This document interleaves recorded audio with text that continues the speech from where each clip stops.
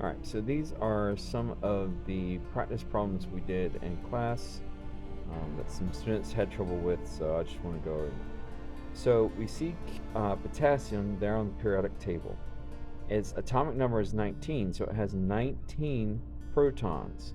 Now, normally, in a neutral potassium atom, if you have 19 protons, you have 19 electrons. But this is an ion, and it's positive, so that means it's lost one electron. So it has 18 in the ion. Now with phosphorus, 3 minus, all right, so we find phosphorus on the periodic table, and its atomic number is 15. So that means it has 15 electrons. Now again, normally in a neutral atom of phosphorus, if it has 15 protons, it has 15 electrons. But this is a 3 minus ion.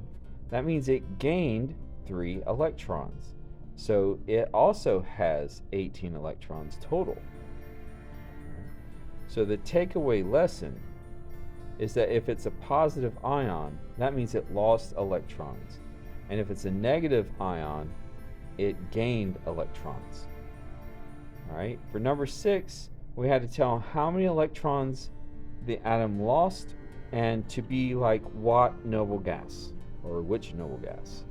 So lithium is going to lose 1 electron, and it only has 3 to start with. So if it loses 1, that makes it like helium.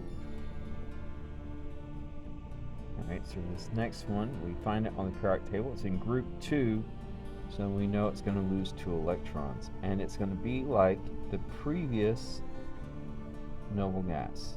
Alright, so strontium is going to lose 2 electrons, and it's going to be like krypton. It's going to have the same noble gas configuration as krypton. Alright, so next we have bromine. Now bromine is a nonmetal, so it's going to gain electrons. It gains 1, and because it gains that 1, it's like krypton. And then we have nitrogen. Nitrogen is in group 13. It's going to gain 3, and it's going to become like neon. Okay. For this next part, we're going to find our elements and look at the electron configuration.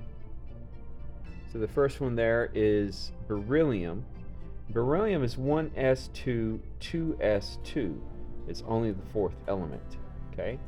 And then we're going to write the configuration for the beryllium ion, which is Be2+. Right? So, and that's it, 1s2. The 2s2 were lost. That's the 2 electrons that it lost. Remember, it's the valence electrons that are lost or gained. All right? Then we have chlorine. That's going to be 1s2, 2s2, 2p6, 3s2, and 3p5. Okay?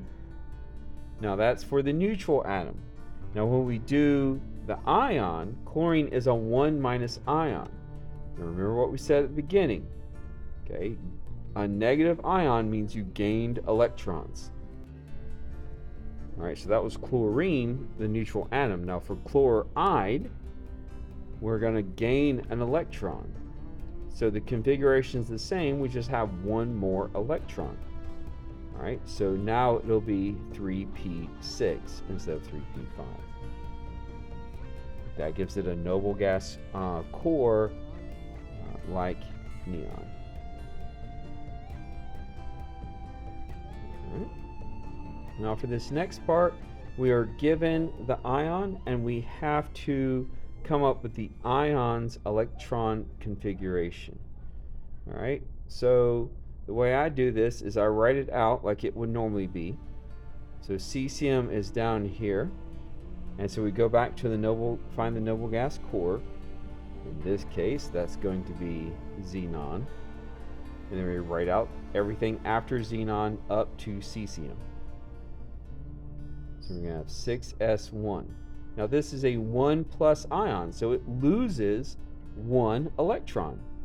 So then it would just have the same configuration as xenon. It would be isoelectronic with xenon.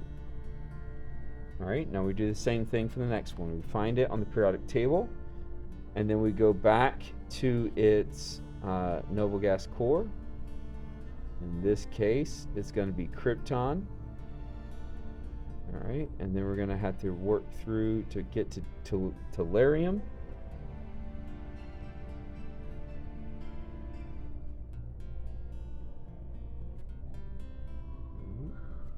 So we're going to have 5s2, 4d10, because we got to go through those transition elements.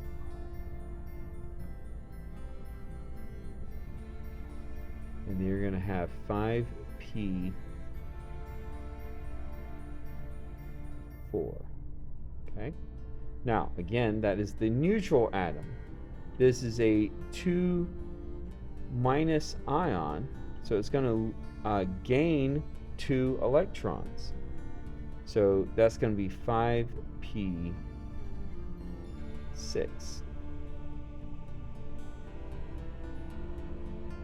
Okay? Because it's a 2-. Now, silver is a transition element. Sometimes it can be a 1+. It's usually a 2+, but this one is a 1+. So again, our noble gas core is krypton. So we're going to have 5s2. So we're going to have 4d9. That gets us to silver. Again, this is the neutral electron configuration. This is a 1+ ion. So that means it lost 1 electron. Okay?